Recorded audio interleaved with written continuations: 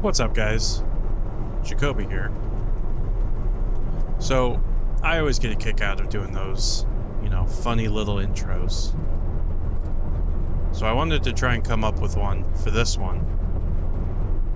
Like, you know how in some of those YouTube videos, they'll do they're talking about the problem that they have, and then they'll just do a cut to something else? I was trying to come up with one of those where it's kind of unexpected, but then you kind of run into the problem. So I was at home earlier today, just making dinner and chatting with my son. And I was saying something. I don't know what. It doesn't really matter. But then all of a sudden, he just said change and just looked at me expectantly. So, of course, I just looked at him expectantly and did the old, excuse me. So he repeated, change. So I just continued to stare at him. And finally, he started to explain. He goes, "You don't know that game? Change? It's like an improv thing, I guess. Usually it's with like a group of people. And you'll have two people doing the skit or the talking. And then a nth person will just kind of be watching. And then from time to time, they'll just go, change. And the idea is that whoever said the last line has to go back and change their mind or whatever. Hey, Dad, can I have a piece of cake? No. Change. Yes. Right? And that's like the most basic version. But it doesn't have to be like that obvious.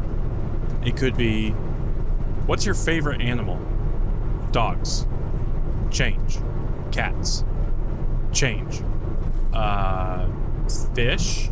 Change. Nematodes. And then you continue the conversation from there. And there have been other things that I don't really understand why he's doing it, if that makes sense. And he's been doing other sort of improv games with me, just out of the blue, and I don't really understand it. Mind you, I don't mind it. They're pretty fun. Just funny little conversations that we can have. But, I don't know where it's coming from, right? Because as far as I know, he's not in, an improv class. I don't think he even has an improv class available at his school, let alone that he's in it. So, I'm kind of confused where he's, getting these little games to play, right? They're fun. Happy to interact with my kids. They're just a little confusing, I guess. But this game that he told me about tonight, change. I've been thinking about it. And how cool would it be to have that be a normal, regular thing, right? The way we were doing it, you can't say, for example, Dad, can I have a piece of cake? No. Change. Absolutely not. Change. Because that's the same answer, right? You don't have to do the polar opposite. You could do no, change. What is it about cake that has you so interested, son? And we shared it with my older daughter, and she was having fun with it. We tried telling my wife about it, but our timing was probably pretty poor because she had a migraine and didn't sleep well and etc. So she wasn't really in a mood for games. But I'm confident that when we reattempt to explain it to her, she'll think it's pretty funny. So I was thinking about it, right? And if coworkers, for example, or family members or friends, all just kind of implemented this game, then think of the possibilities. When I get home from work and I'm exhausted And like, I'm not delusional enough to think that I'm always super pleasant to be around, especially when I'm tired. And sometimes, when I'm very tired, I get a little snippy. But like, if the kids or my wife says something, and like I don't mean to, but for whatever reason, if I just snap at them, then like if they know, okay, he didn't mean to snap, but that was still pretty callous, they can just change. And like, obviously it wouldn't be immediately. It'd be something that you have to implement over a long period of time, right? You've been playing this game for ages and ages, and just automatically you just react to it. You hear change and you go, oh, okay, I need to switch that up. And like, how many fights would that avoid?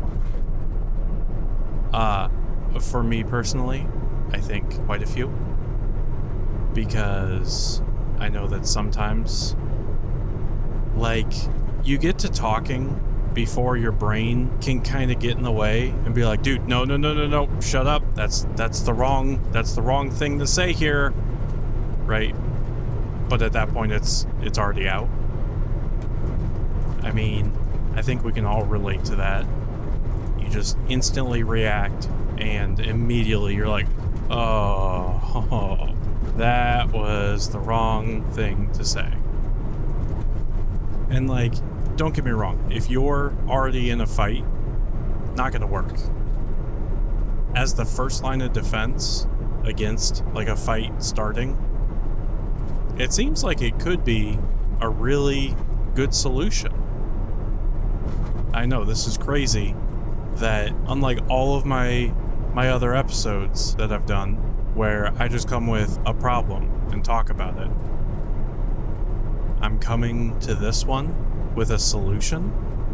Bananas.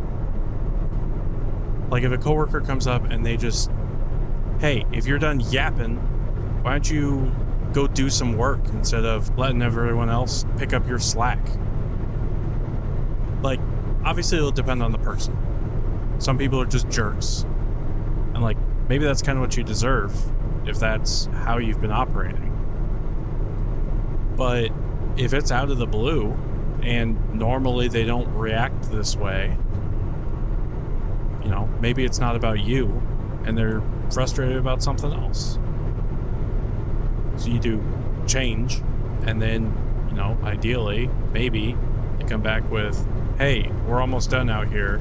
Can you come help us finish up? Because I notice you've been talking a bit more today. Right? Like, that's the ideal solution. Realistically, probably not gonna go that way.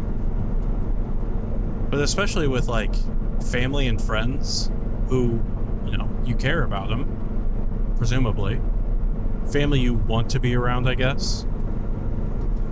Sometimes will make rash comments, and at least for me personally, a second chance is always appreciated. But maybe that's enough of a break for you to kind of step back and realize, hey, yeah, that was pretty rude what I said. I don't have a better option right now, so maybe a better option is just not to say anything. Or, like, hey, you know, I'm really frustrated by what's happening right now. I'm not trying to be rude. I just want this thing to stop happening. Please.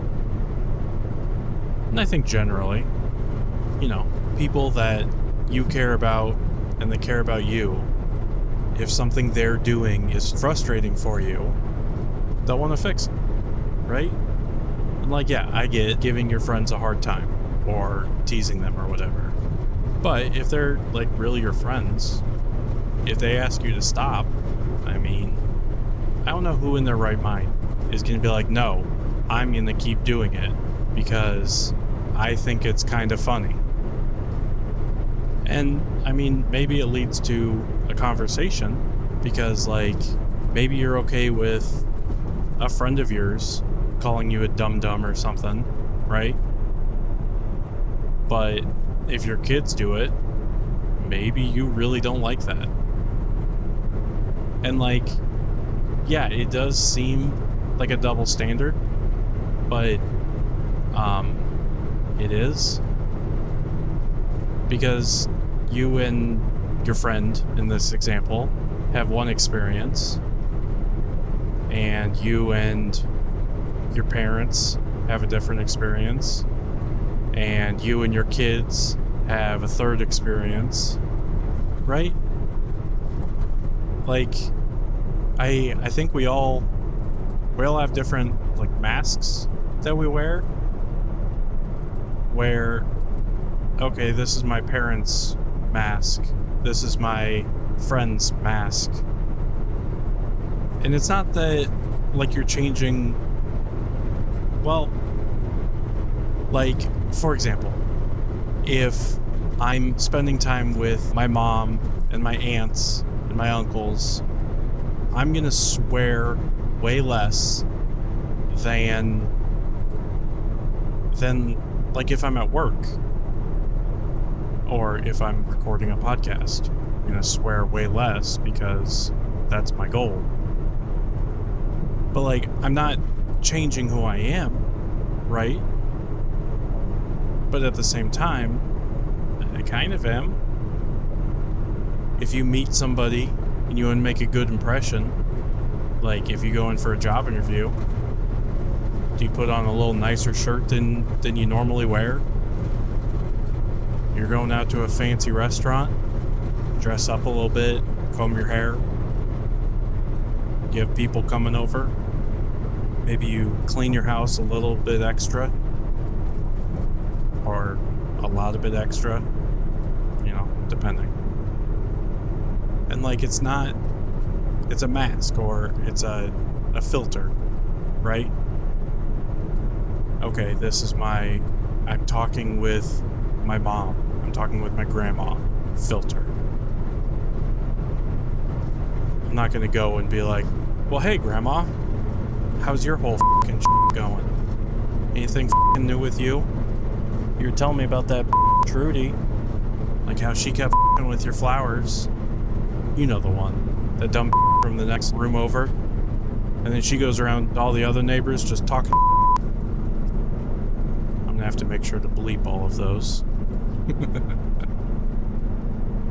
And, like, even your voice will change sometimes, right?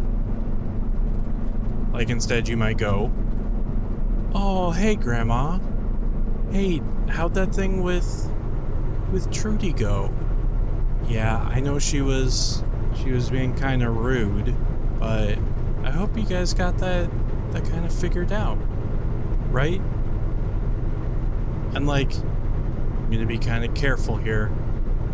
You're not gonna talk to your significant other, like, in a romantical way, the same way you would talk to, like, your mom, hopefully, right? What's hilarious, though, in, like, the most awkward way, is, like, when you bring two of those disparate groups together, like for a birthday party, or a wedding, or just having people over. Like, there's your friend, and it seems like every sentence they say is and and in your infinite wisdom, there's your grandmother sitting right next to them. And then you try and have a conversation. That's the type of conversation I like to watch, but not be in. Just like, dude, chill. Just, bro, stop it. That's my grandmother. Yeah, no, grandma, absolutely. Stop it. Stop swearing. Stop it. Right? Your friend has no idea, because this is how you talk with him as well. So why are you all of a sudden like, what? No, bro, this is this is how we talk. I think most people are aware enough that they'll go, oh, grandma, got it. And they'll quickly tone it down. But you know, some people are pretty tone deaf. Is that the right phrase for that? Before I forget again, I do want to go back and touch on the asking somebody to like stop or to not, right? Because I think hopefully everybody has heard that. Like, well, you know, if they're saying something you don't like, just ask them to stop. And that's the advice that we give to kids, that, you know, your boss or HR or whatever gives to employees, that we give to each other. Like, hey, you know, if they're doing something that you don't like it makes you feel uncomfortable, just tell them to stop.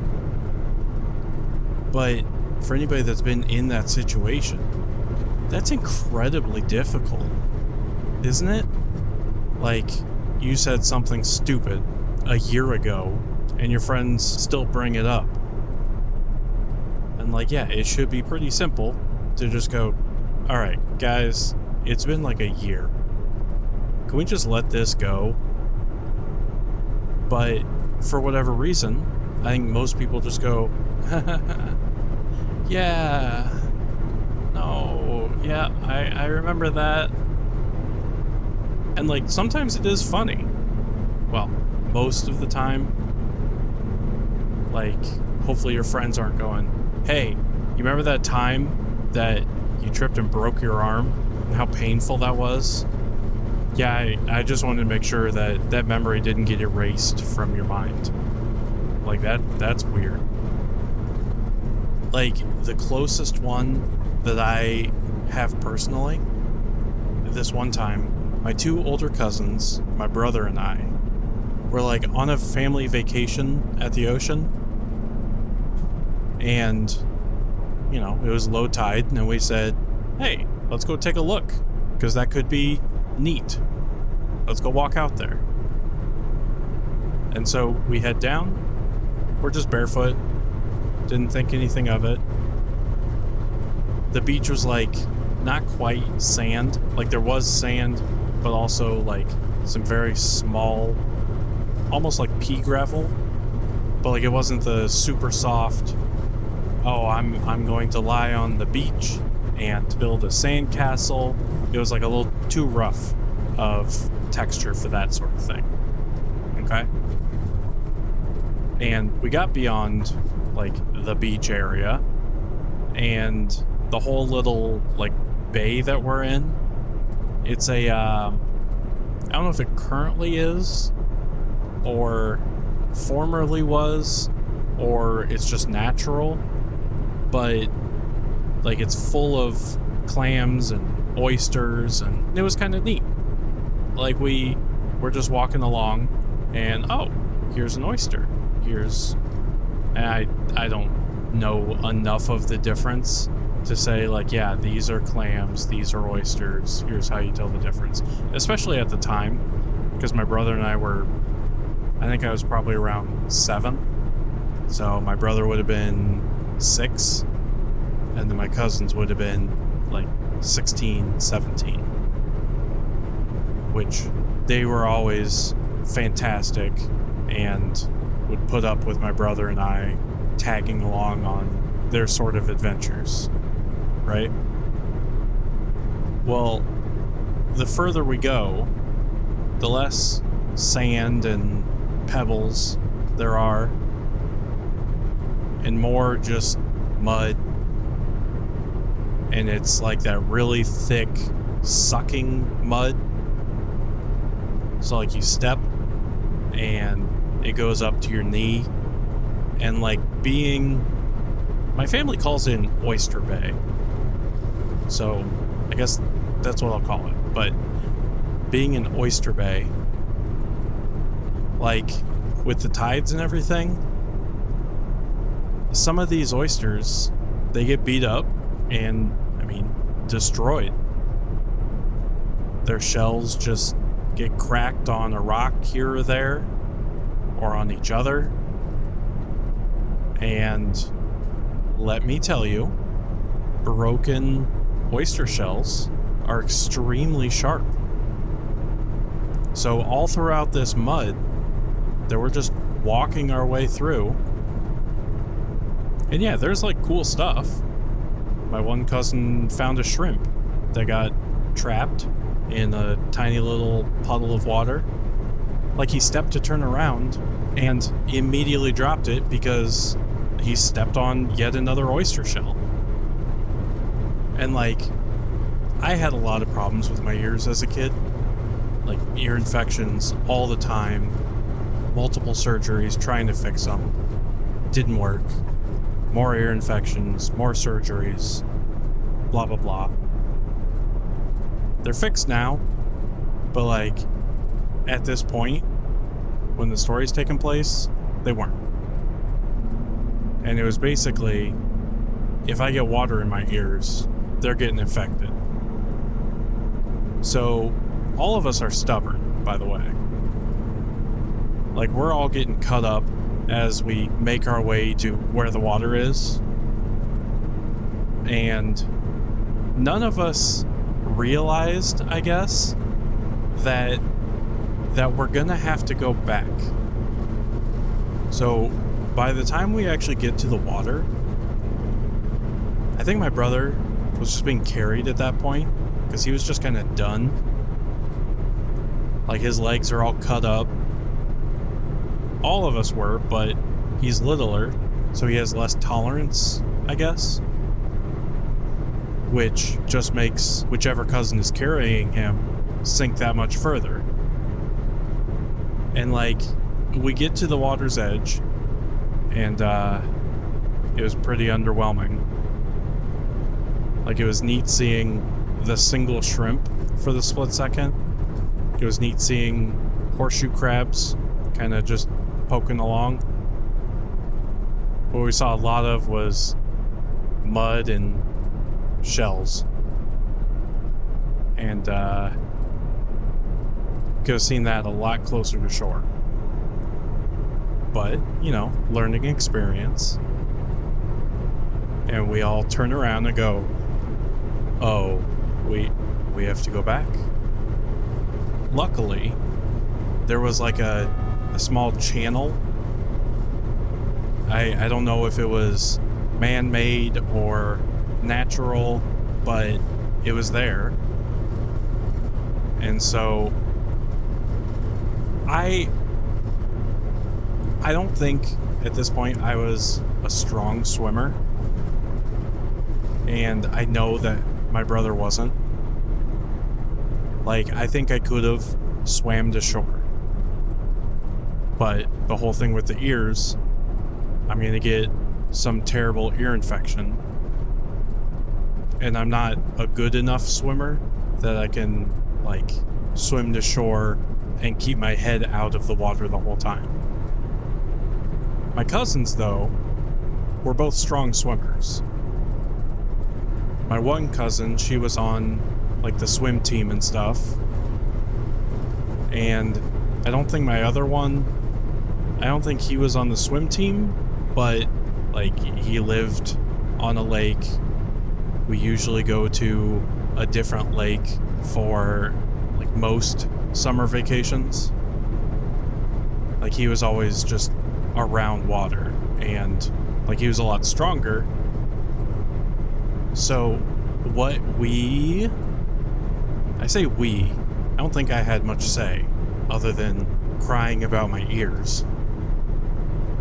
But like, what we decided was that my cousins would swim back, and my brother and I would ride on their backs. They're both strong swimmers, but like, I didn't realize it at the time. That's a huge ask, right? Like, I didn't even think about it at the time. I just went, yep, my cousins are bigger and stronger than me, and of course they can. Of course. Of course they can. But, like, now that I think about it, like, think back to when you were in high school, and I'm sure I weighed more, like, as a person, but just try to imagine swimming with your backpack. All your books, all your notebooks, all your binders and pencils and whatever other junk you've got in there. Like, what, 20, 30 pounds? Not for, like, kids nowadays. Now they've got just a Chromebook and everything's on there. But, you know, before Chromebooks, like, you had, what, 8 classes? So you had 8 textbooks? Probably not that many, but, like, regardless, 2 textbooks. Just imagine swimming with that. Just hanging on you. Not helping, right? But, like, not only were they not complaining, like, they were being reassuring to us, my brother and I, and, like, trying to make a game out of it and stuff. Like, the more I think about it, the more amazed I am at my cousins. So they swim up this channel, get us back to the beach, and we're all cut up, we're all bleeding, we're all in a lot of pain. You know, just walked through that stinking, gross mud, got all cut up by those oyster shells, and then jumped in salt water, just, you know, icing on the cake.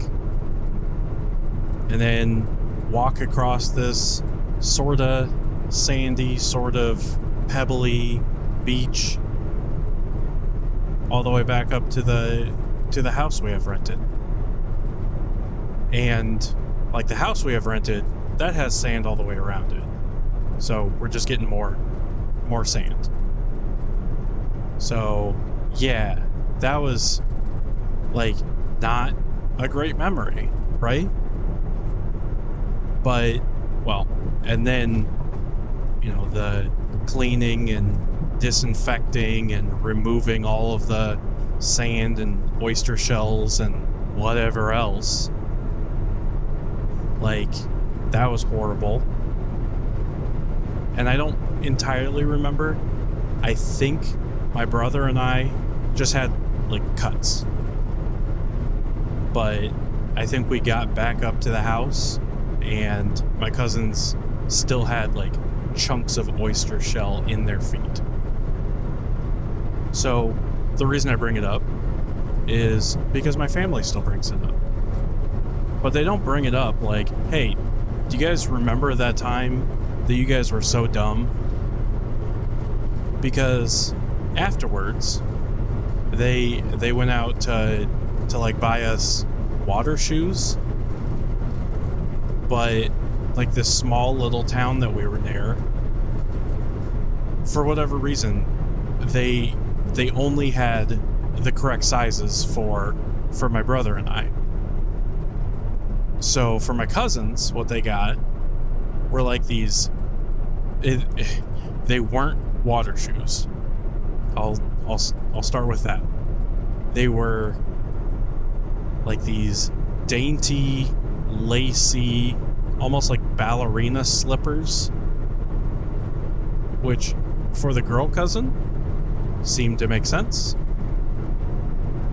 They were a little bit feminine for her, I think, because she was always like, she did track and field, she did swim team, she was very athletic. So I think having like the very lacy, they weren't really her style, but whatever, right? The problem, my male cousin got the same style of slippers because that's all they had. And like he did like football and martial arts. Like he was a big guy, right? Like big, strong, tough. And he's presented with what we call lady slippers. But Like, he's always been a really good sport. So rather than complain about it, he just completely owned it. And we referred to him for the rest of the trip for sure, but also occasionally after, as the king of the lady slippers. Right? And that's a fun little...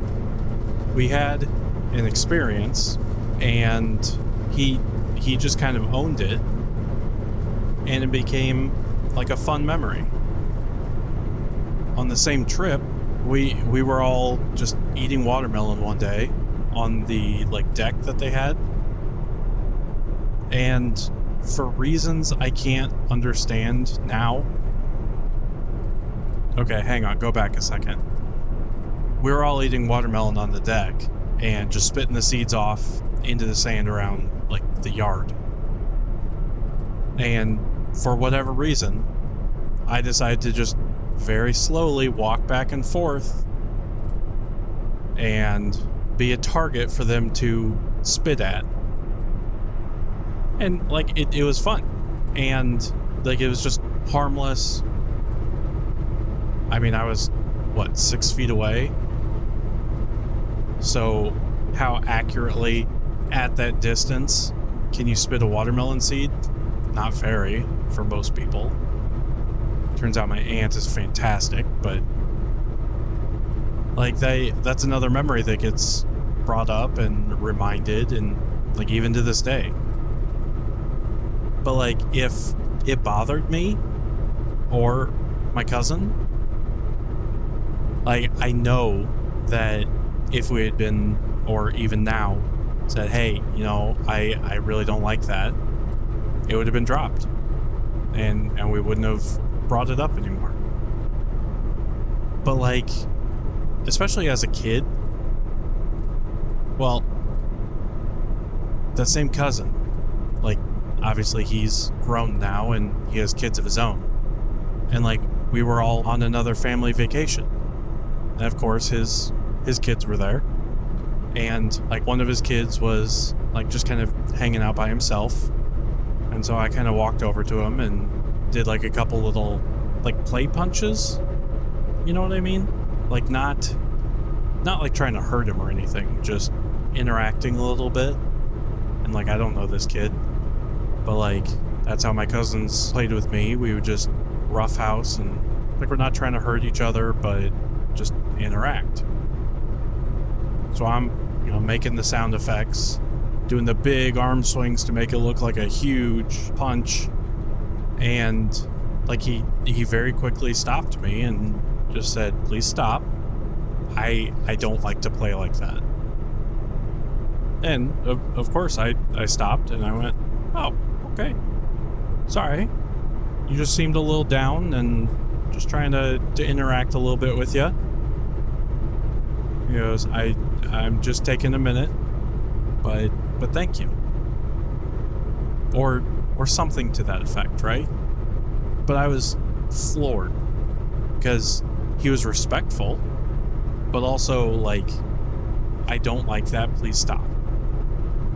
And for a kid to do that, to like say that in that way to an adult, any adult, like that's tough, right?